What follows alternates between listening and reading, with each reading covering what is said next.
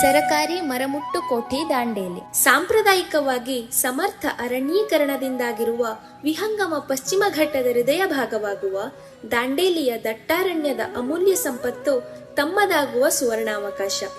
ಈ ಸದವಕಾಶ ತಮ್ಮೆಲ್ಲರನ್ನೂ ಕೈಬೀಸಿ ಕರೆಯುತ್ತಿದೆ.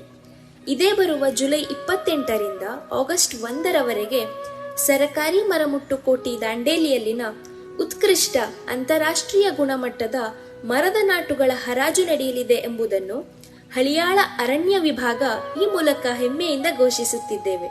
ಈ ಬಾರಿ ಹರಾಜಿನಲ್ಲಿ ಸುಮಾರು 3,000ಕ್ಕೂ ಅಧಿಕ ಶ್ರೇಣೀಕೃತ ಲಾಟ್ಗಳಲ್ಲಿ 5,300 ಘನ ಮೀಟರ್ಗಳಷ್ಟು ಉತ್ತಮ ಗುಣಮಟ್ಟದ ಸಂಪೂರ್ಣ ಒಣಗಿದ ಮರದ ದಿಮ್ಮೆಗಳು ಮಾರಾಟಕ್ಕೆ ಲಭ್ಯವಿರುತ್ತವೆ.